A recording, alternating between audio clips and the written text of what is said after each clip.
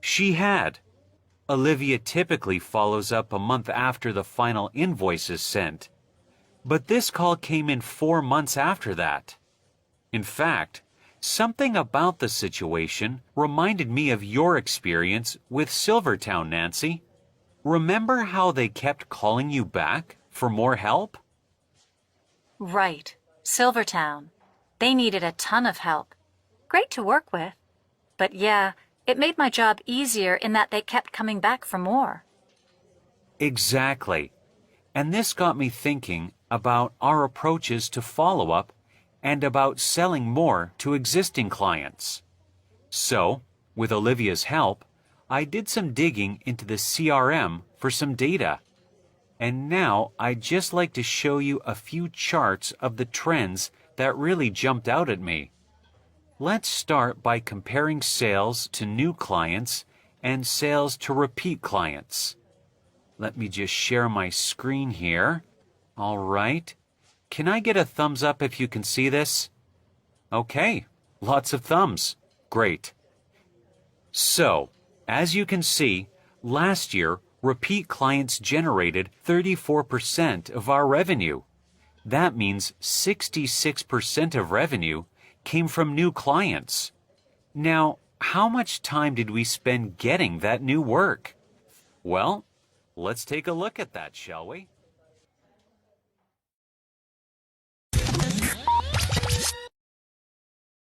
Now let's go through the dialogue again and look at the language and techniques Adam used in his presentation. At the start, we can hear Heather beginning the meeting and introducing Adam. All right, everyone. Looks like we're all online now, so let's get rolling. Nice to see everyone this fine Tuesday morning. Now, as I explained in my email, I called this meeting to talk about sales, and so today, Adam's going to talk us through some research he's done. And, well, I'll let you explain more specifically, Adam. It's all yours. Thanks, Heather, and good morning, everyone. So, sales. It's great to make sales, and we all love increasing sales. Numbers go up, everyone's happy. But increasing sales is hard, right? You've got to find the clients, sign them up. It's a lot of work. But it doesn't have to be. Today, I want to talk about how we can make more sales with less effort. Sound good? Can I get a thumbs up in the chat? Nice. Adam doesn't just jump into numbers and statistics at the beginning of his presentation. Instead, he tries to engage his listeners. He introduces the general topic of sales, and he acknowledges that sales is hard. He uses short, simple sentences and says things he knows his listeners will agree with. This confident opening helps Adam set up his central idea that they can make more sales with less effort. And with his positive energy, Adam is engaging his audience and making them want to listen. What are some other ways of making an engaging and confident opening? Let's run through a few more examples. All right, everyone. Let's get to it. Lots to share with you today. Really great to be here with you and have the chance to share all this new data. Thanks so much for being here bright and early. I'm excited to share my ideas with you today. Good morning and welcome. I've got some great things to show you today. Now that Adam has everyone's attention, what does he do next? Okay, so I'm going to kick off with a bit of background. Then I want to show you some key findings from the research I did on last year's clients and engagements. And I'll finish off by answering the "so what?" that's in all your minds. Like all good presenters, Adam is organized and prepared. He's got his presentation arranged in 3 parts, and he tells his listeners exactly what these parts are.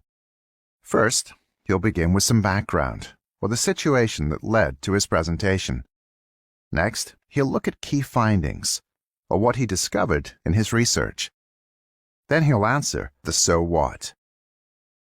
Notice how he's anticipating his listeners' questions right at the start, and then setting out to answer them. That's the mark of a good presenter. Good presenters understand how listeners might feel or think. And most listeners like to know what the presentation is about right at the start. This is why Adam gives a basic outline of his presentation, so they know what to expect.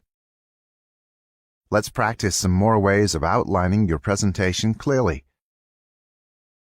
First, I'm going to walk you through last year's sales numbers. Next, we're going to have to look at some recent policy developments. After that, I'll talk about the qualities of a good design. Finally, I'd like to finish up with a discussion on strategies. Before Adam can continue his presentation, he has to deal with a little interruption. He notices that his colleague Chris has unmuted or clicked the microphone icon so that he can speak. Let's listen. Chris, I see you've unmuted. Yeah, thanks, Adam. It all sounds great. But just want to let you know that I know we're booked for 90 minutes, but I've got a hard stop at 11, so I'll have to jump out after an hour. No problem, Chris. We'll catch you up afterward. As you can hear, Chris can only stay for 1 hour before he has to jump out or leave for another meeting. It's common courtesy in a meeting to let a presenter know if you have to leave early, and Adam promises to catch him up afterward, meaning he'll let him know what he missed. Now let's listen as Adam digs in or begins with some background information. Okay, now let's dig in. So, here's the situation. A couple of months ago, I get a call from HealthWise. Last year, we helped them up their online retail game, so they called and asked if I could come back for a bit of follow-up work. Of course, sure thing, I said, and off I trot. But it got me thinking, why wasn't I the one who called them? Adam is going to be presenting some research and data, but that research will make better sense to everyone if they understand why he did it. So, before getting into the details, tell a story. Tell your listeners about the experience that led to your presentation. Grounding your presentation in an experience will help draw your listeners in and connect with the topic. In this case, Adam is talking about an experience with a client who wanted some follow-up work or some additional work after the main contract. What are some other ways to ground your presentation in an experience to engage your audience? Let's try some more examples. So, last week, I watched a TED Talk about employee motivation. This all started when I had lunch with our former operations manager. Okay, well, let me begin by telling you about a really difficult customer I had to deal with. This presentation stems from an experience I had a couple of months ago. Before Adam can go on, he gets another question, this time from his colleague Nancy. Yes, Nancy. Did you have something? Don't want to derail you right at the start, but just for clarity, had Olivia followed up already post-engagement? She had. Olivia typically follows up a month after the final invoice is sent. But this call came in 4 months after that. In fact, something about the situation reminded me of your experience with Silvertown, Nancy. Remember how they kept calling you back for more help? Nancy is curious about Adam's experience with a client. She wants to know if Olivia, another colleague, had done her follow-up with the client Adam's talking about. Now, Adam could answer the question very simply and say yes, Olivia followed up. But he takes the opportunity to go a step further and relate the situation directly to Nancy's experience. He compares his experience with a client to Nancy's experience with another client. Anytime we can connect our presentation directly to our listeners' experience, they'll feel more engaged. Let's explore some more ways to do this. I'm guessing that many of you have also had difficulties dealing with tough customers. Remember when we ran into problems with that new IT provider? This reminds me of that time our team was behind on a big project. This is exactly like our experience with United Trucking last year. Now let's get back to the dialogue, as Adam uses these background experiences to introduce his research. Right. Silvertown. They needed a ton of help. Great to work with. But yeah, it made my job easier in that they kept coming back for more. Exactly. And this got me thinking about our approaches to follow-up and about selling more to existing clients. So, with Olivia's help, I did some digging into the CRM for some data. And now I'd just like to show you a few charts of the trends that really jumped out at me. So Adam's curiosity about approaches to follow-up or ways of checking in with clients motivated him to do some research. He dug into or looked closely at their CRM, or Customer Relationship Management Software, and he found some interesting information that he wants to present. During an in-person presentation, we would typically project the information onto a screen for everyone in the room to see. During an online presentation, it's a bit different. You have your presentation open on your computer, and you have to share your screen, or show your audience the window with your presentation. Let's hear how Adam does this. Let's start by comparing sales to new clients and sales to repeat clients. Let me just share my screen here. All right. Can I get a thumbs up if you can see this? Okay, lots of thumbs. Great. Sharing your screen usually involves clicking a Share Screen button, then selecting what you want to share. There are a few things that can go wrong, and you can't actually see what your audience sees. So how do you know the screen sharing has worked the way you want it? You have to ask. As you can hear, Adam asks for people to give a thumbs up if they can see his screen. In most cases, this is all you need. You could ask, "Can everyone see my screen?" But responding to that question requires someone to unmute and say yes. It's usually easier just to ask for a thumbs up. Screen sharing is a common task during an online presentation, so let's practice some more ways of talking about it. All right, I'm just going to share my screen with you here. Now, let me show you what I'm talking about with a graph. I'm just pulling up a PowerPoint here. Can you all see that? Okay, let me share my screen so you can see what I'm talking about. Now that everyone can see Adam's screen, he can start discussing his research. Let's listen. So, as you can see, last year, repeat clients generated 34% of our revenue.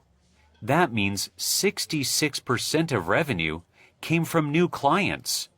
Now, how much time did we spend getting that new work? Well, let's take a look at that, shall we? Notice how long it has taken Adam to get to the numbers and statistics part of his presentation. It's only after some introduction and storytelling that he gets to the details of where their revenue comes from. We won't hear the rest of his presentation today, but Adam's done a great job of setting things up and getting to this point of his presentation.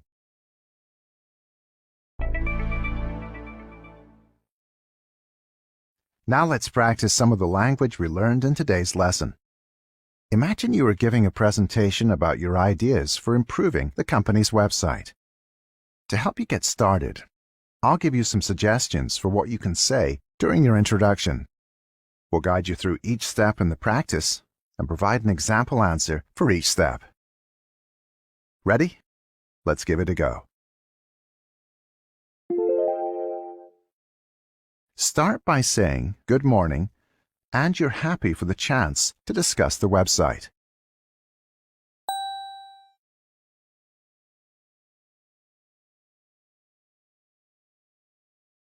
Answer. Good morning. I'm really happy for the chance to discuss the website. Next, say you'll give some background information, suggest 3 improvements, then take questions.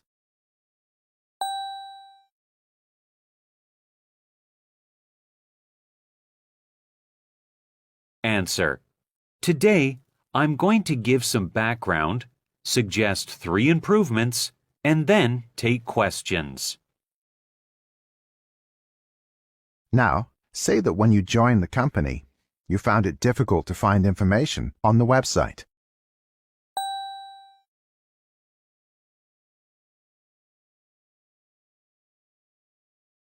Answer. Now, when I joined the company, I found it difficult to find information on the website. Next, say that you've heard from many people that they've had the same experience.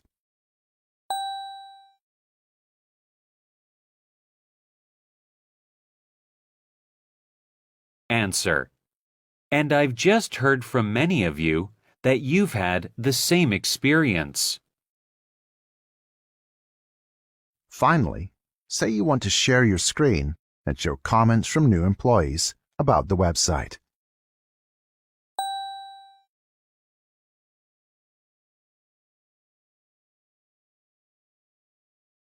Answer.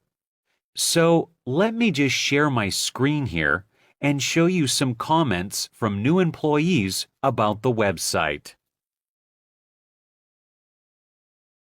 Now let's practice some of the vocabulary we've covered in this lesson. In a moment, you'll hear a series of sentences with a word replaced with a beep. Repeat each sentence, including the missing word. For example, if you hear, Let's have a look at the key from our research. you can say, Let's have a look at the key findings from our research. after each response, we'll provide the correct answer. Let's begin.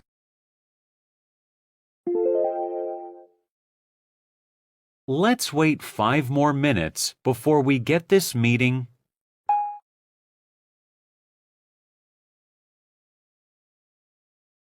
Answer.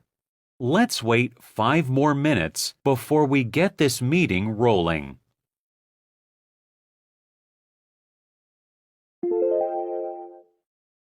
Our focus on quality means that we have a lot of repeat.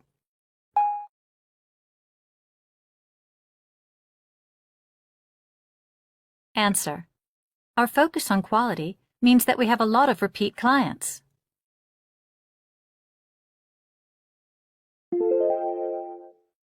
I'm happy to meet at 9, but I do have a hard at 10.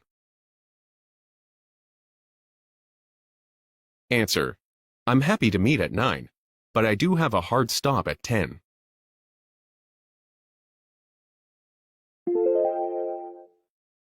David, do you have a few minutes just to talk me your proposal?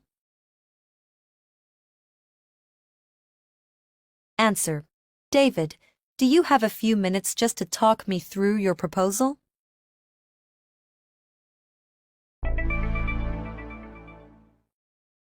We've reached the end of this lesson, the first in our series about online presentations. We've learned how to give a confident and engaging opening and how to outline your presentation. We've also looked at grounding the presentation in experience and relating it to your listener's experience. And finally, we've learned how to pull up a shared screen. For more practice, premium members can access the online quizzes and PDF transcripts for this and other lessons on the BEP website. Not a member yet? Then head over to www.businessenglishpod.com and sign up for a free trial to preview some of the extra resources available to members. Thanks for listening, and see you again soon.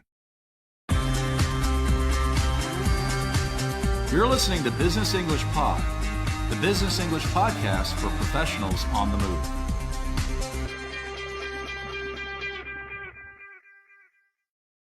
Hello, and welcome back to Business English Pod for today's lesson on video conferences and presenting online. Today, we're going to look at how to wrap up your presentation and transition to the Q&A.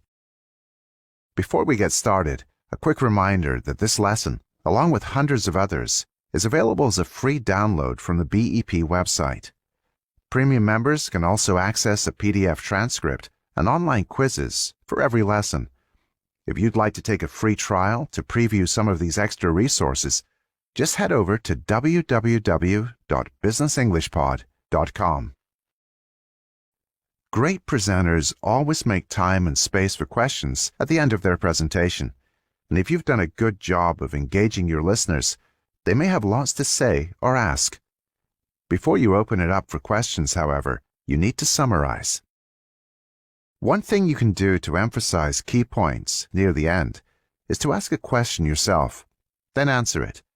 And an effective way to answer it is with a visual or some kind of illustration. That will help your ideas stick, not just at the end, but throughout your presentation. Near the end of a presentation, there may be people who have to leave early, so it's important to acknowledge these people and let them know how you'll follow up. Finally, it's a good idea at the end to summarize your key points. Once you've done these things, you can make the transition to the Q&A section of your presentation. In today's dialogue, we'll rejoin a presentation by a business consultant named Adam. He's wrapping up a talk about how the company can increase sales. We'll hear how Adam finishes up and transitions to the Q&A. As you listen to the dialogue, try to answer the following questions. 1. What question does Adam ask his listeners, which he then answers by showing a visual? 2. What does Adam offer to do for people who have to leave early? 3. What's the first big opportunity Adam mentions as he summarizes his presentation?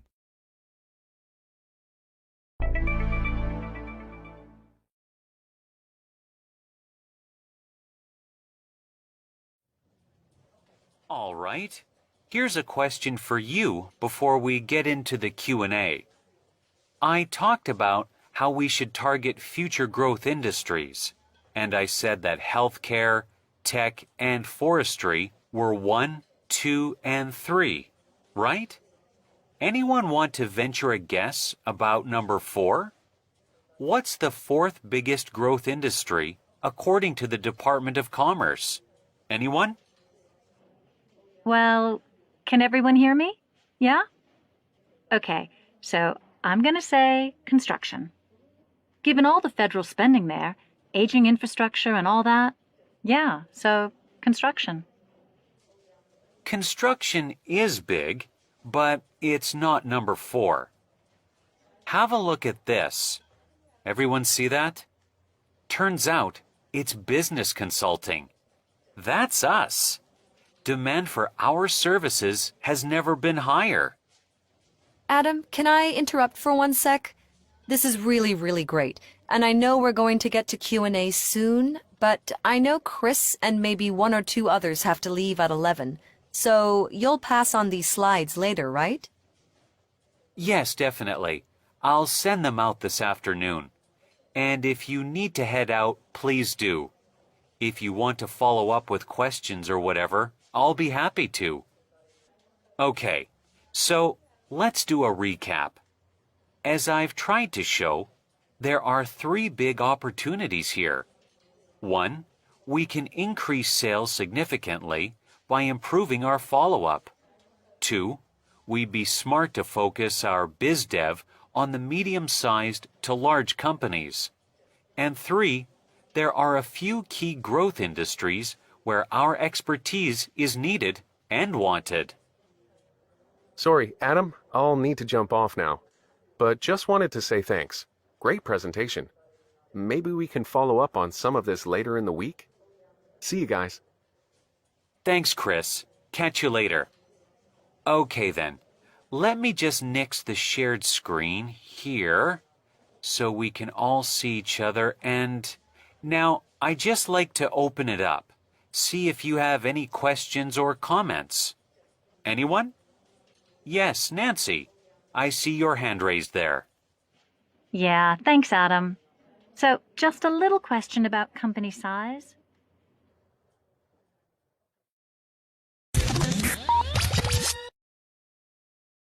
Now let's go through the dialogue again and look at the language and techniques Adam used as he wrapped up his presentation. We rejoin the presentation as Adam poses a question to his audience. All right. Here's a question for you before we get into the Q&A. I talked about how we should target future growth industries, and I said that healthcare, tech, and forestry were 1, 2, and 3, right? Anyone want to venture a guess about number 4? What's the 4th biggest growth industry according to the Department of Commerce? Anyone? Notice how Adam mentions that he's going to get into the Q&A, or questions and answers, soon. It's helpful for people to know that you're almost finished. But before they get to questions from the audience, Adam needs to wrap up or summarize. The first thing he does in his summary is to ask a question of his own. He's been talking about industries and areas of the economy that are growing, and he wants people to venture a guess, or just make a guess, about the 4th biggest growth industry. He could just tell them what it is, but sometimes when you have a point you want to emphasize, you can make it more dramatic by asking a question, then answering it. Let's try some more ways of posing a question to your audience to set up an important point. So, how many other companies do you think are offering the same service? Can anyone tell me how many different suppliers we have? Take a guess how much money we saved during the pandemic. What do you think was our most popular product by sales last month? Let's hear Nancy venture a guess at the 4th biggest growth industry. Well, can everyone hear me? Yeah? Okay, so I'm going to say construction. Given all the federal spending there, aging infrastructure and all that, yeah, so construction. Construction is big, but it's not number 4. Have a look at this. Everyone see that? Turns out it's business consulting. That's us. Demand for our services has never been higher. In answering his own question, Adam presents a visual. That's another way of emphasizing key points, or showing key information in a compelling, memorable way. He informs the group that Nancy's guess is incorrect, before saying, "Have a look at this," and then